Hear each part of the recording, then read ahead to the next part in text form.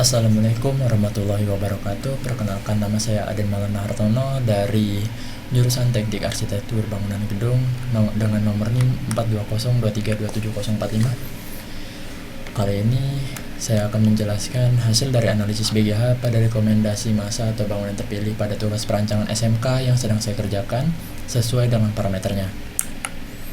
Di sini ada yang pertama, yaitu orientasi bangunan. Menurut parameternya, untuk poin pertama ada bangunan yang dinding terpanjangnya menghadap ke arah utara selatan dengan sudut kemiringan paling banyak 15% terhadap sumbu utara selatan.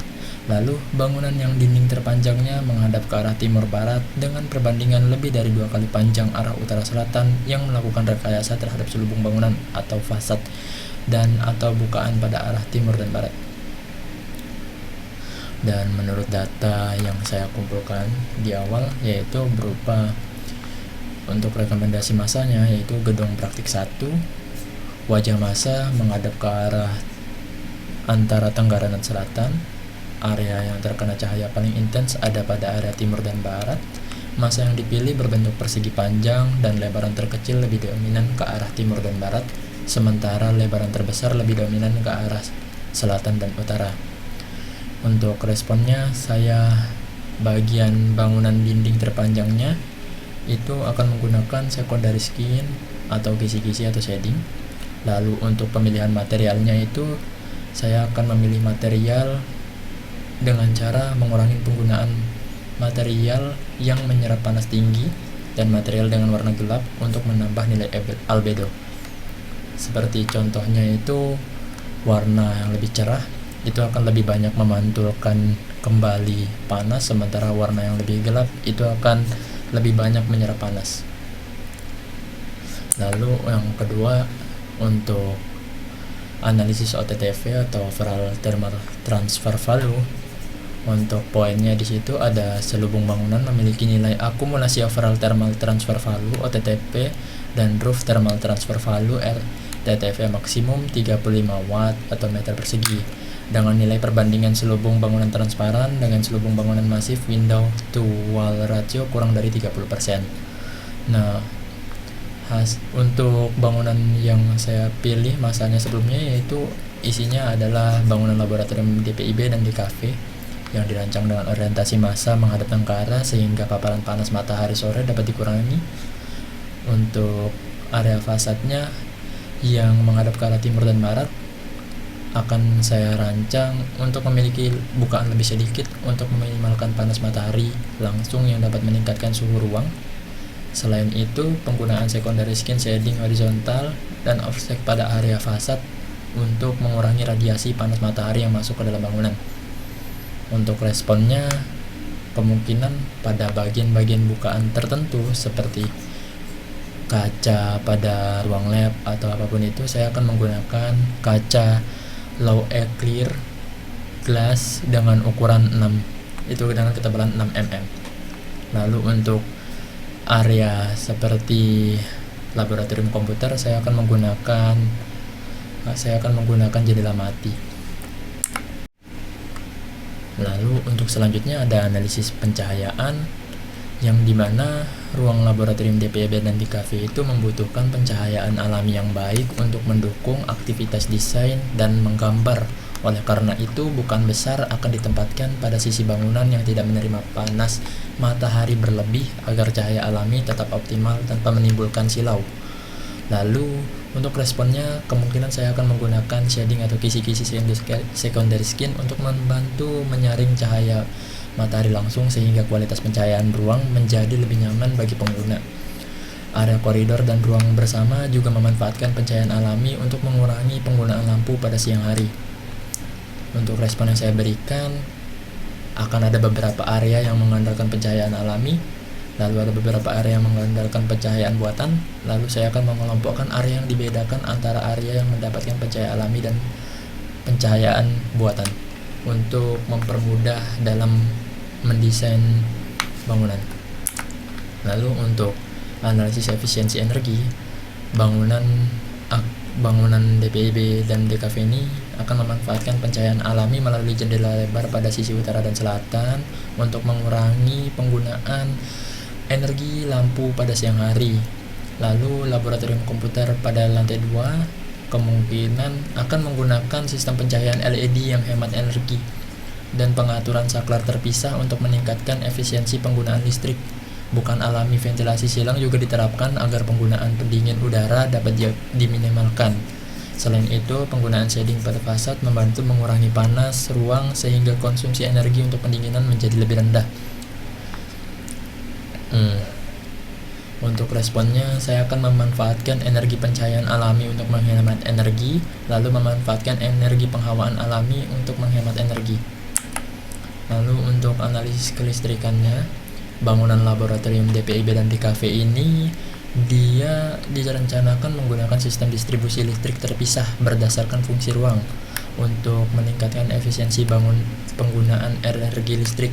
Contohnya seperti ruang laboratorium DPIB bagian gambar manual dan laboratorium DPIB bagian komputer akan dipisahkan sistem distribusi listriknya dikarenakan ada perbedaan penggunaan energi.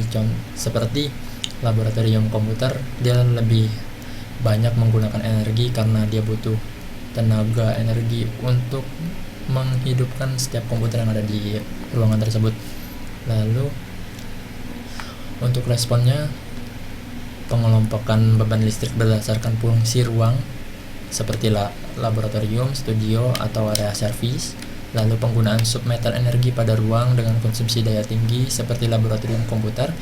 Lalu untuk kemungkinan akan ada pemanfaatan panel surya pada area atap bangunan untuk digunakan sebagai sumber energi alternatif.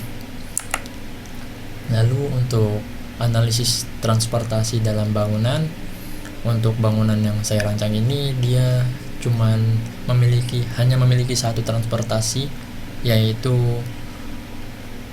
anak tangga atau tangga, yang dikarenakan bangunan tersebut tidaklah benar-benar tinggi, hanya kisaran 3 lantai. Jadi masih itu untuk menghemat energi di dalam area bangunan tersebut, maka tidak dibangun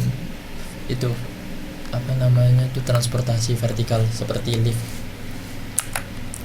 Lalu untuk analisis pengawaan, massa bangunan dirancang memanjang agar ventilasi silang dapat bekerja secara optimal. Bukaan ditempatkan pada 2 sisi bangunan untuk memaksimalkan pergerakan udara alami ke dalam ruang, laboratorium, dan studio. Area koridor dibuat semi terbuka sehingga udara dapat bergerak lebih lancar ke dalam bangunan. Pada bagian tengah bangunan terdapat core service dan void kecil yang membantu sirkulasi udara vertikal serta mengurangi penumpukan panas dalam ruang. Lalu untuk responnya, mungkin beberapa area akan menggunakan ventilasi alami atau koridor terbuka. Lalu beberapa area akan menggunakan penghawaan buatan seperti AC dan lain-lain. Lalu beberapa area akan menggunakan ventilasi silang. Lalu untuk selanjutnya ada analisis BGH tentang air, yaitu bangunan saya menerapkan sistem plumbing terpusat pada area core service yang berada di sisi kiri bangunan untuk meningkatkan efisiensi distribusi air bersih dan pembuangan air kotor.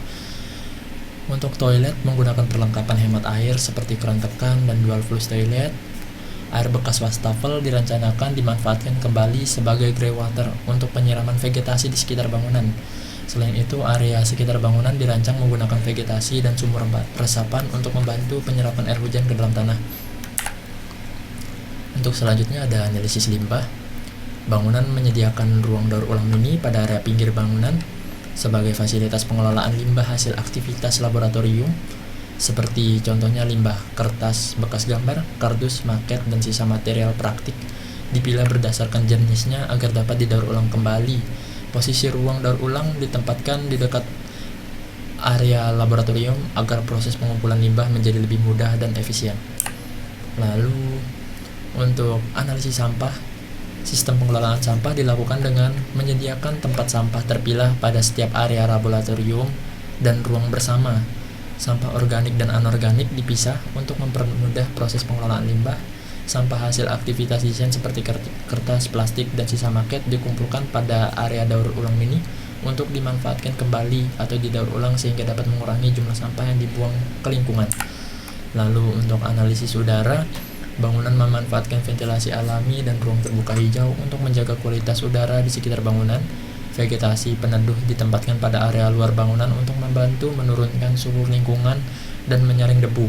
Penggunaan material rendah VOC dan cat finishing ruang untuk membantu menjaga kualitas udara dalam ruang agar lebih sehat bagi pengguna laboratorium dan studio. Contoh vegetasi untuk membantu menurunkan suhu lingkungan dan menyaring debu, yaitu vegetasi pohon ketapang kencana. Lalu untuk analisis material bangunan. Untuk pemilihan material di sini, saya akan mempertimbangkan efisiensi termal, seperti contohnya bagian atap. Saya akan menggunakan metal berlapis insulasi panas dengan albedo tinggi supaya meningkatkan pantulan kembali panas yang diterima. Dan untuk warna pada bangunan, saya akan memilih warna terang untuk membantu memantulkan panas matahari. Lalu penggunaan low emission glass untuk mengontrol perpindahan panas ke dalam bangunan supaya tidak berlebihan. Sekian dari presentasi saya terhadap tugas analisis BGH pada bangunan atau rekomendasi massa yang sedang saya kerjakan. Jikalau ada kekurangan, saya minta maaf. Wabillahi taufik wal hidayah. Wassalamualaikum warahmatullahi wabarakatuh.